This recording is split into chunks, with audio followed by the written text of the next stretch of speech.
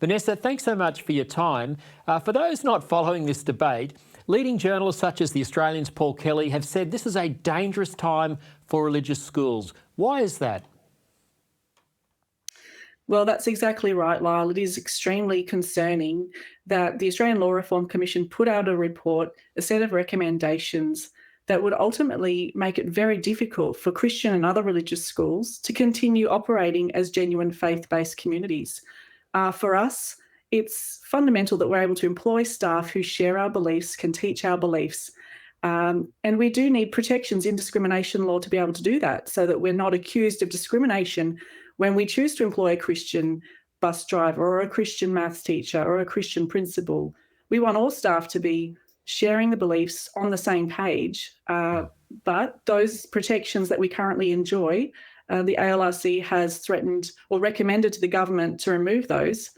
And so that's why we are coming out so strongly against these recommendations and imploring the government to not enact those recommendations and ensure that Christian schools can continue to be Christian schools. Why do you think the government, and this is in large part driven by the Attorney-General Mark Dreyfus, why do you think they want to take away this freedom from Christian schools to employ staff who are exclusively Christian and who will uphold the value of the schools? Well, it all comes down to discrimination law and this idea that you can't discriminate against people. Well, for us, we don't see it as discrimination to choose to employ people who share our faiths and beliefs. We currently do have exemptions within those laws, and discrimination, I guess, it has a very negative connotations. But the Christian faith is about loving people, sharing the good news of Jesus with the students who are coming to our schools. But to do that, we do need to be able to choose to employ people who share our beliefs. So for us, it's not about discrimination, it's about that positive choice. And, that's what parents are paying for when they send their children to a Christian school. I myself have 5 children and I've chosen to send them to a Christian school, and I expect that staff would be modelling those beliefs, sharing those beliefs. Otherwise, what's the point? What's the point of calling yourself a Christian school if you can't deliver for parents what they're actually choosing and paying for? Yeah, and I guess, the point that you and others made at those brilliant town hall meetings that we saw in the opening clip was that if people don't agree with those views, there's plenty of other schools where they can go and work. Absolutely. Nobody is forced to send their child to a Christian school.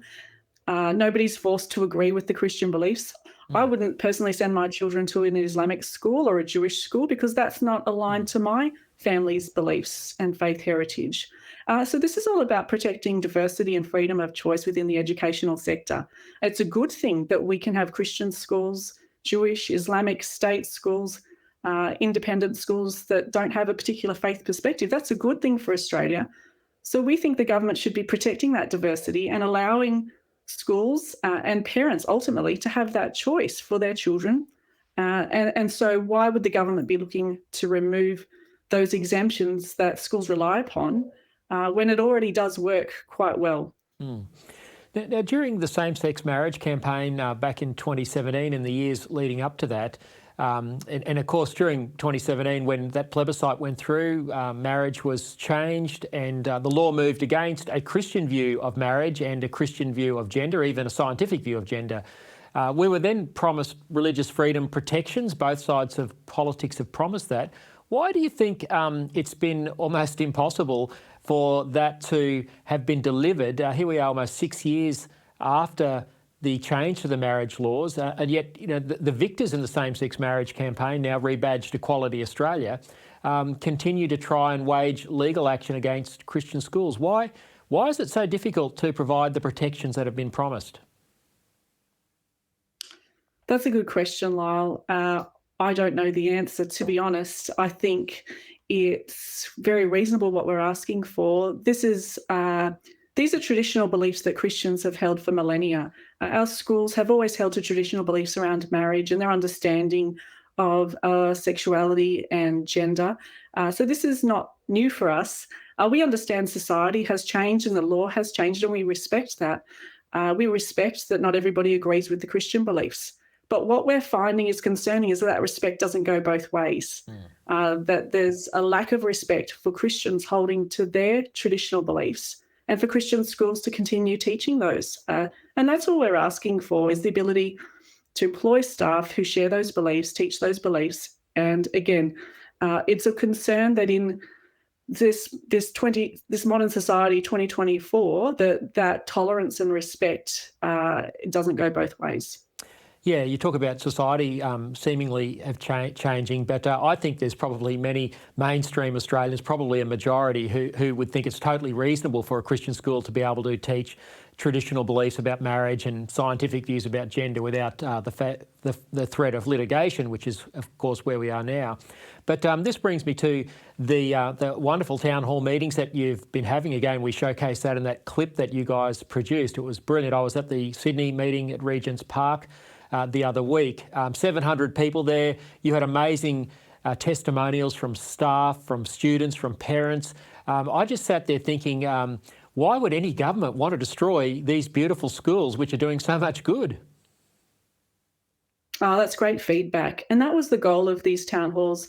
What we realised is that parents sending their children to Christian schools or any schools weren't aware of these potential changes to the law.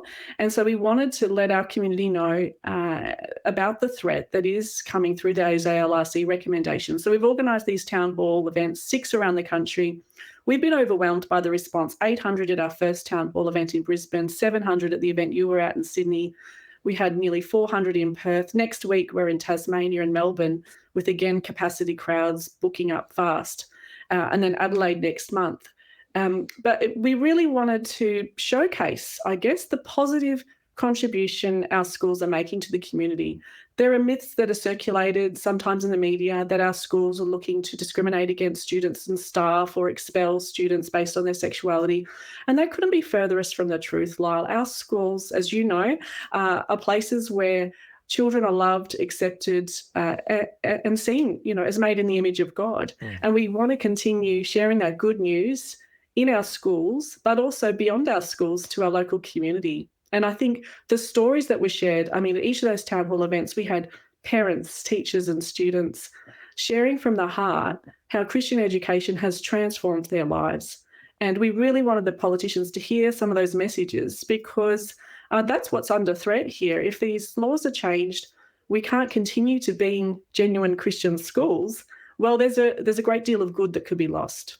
Yeah, absolutely. And it was terrific to see Senator Michaelia Cash, former Attorney General, and Senator Sarah Henderson, the current Shadow Education Minister, at the Sydney meeting, and I'm sure at others, speaking so strongly.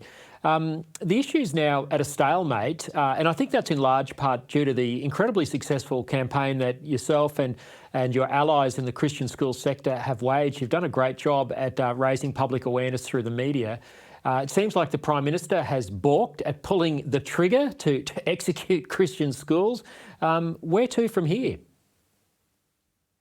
Well, today, actually, Mark Spencer from Christian Schools Australia and a group of parents and concerned staff are at Parliament House about to deliver 1,500 postcards that will be hand-delivered to the Prime Minister from these town hall events, where we're reminding him of that commitment that's being made to faith leaders, where he said that faith communities wouldn't go backwards while he is Prime Minister. Now, we're not sure exactly what that means, not going backwards. We would prefer to go forwards, to be honest, but it was a good commitment to say that we wouldn't lose protections, and we want to remind him of that commitment that was made through the delivery of 1,500 postcards from Brisbane, Sydney, Perth.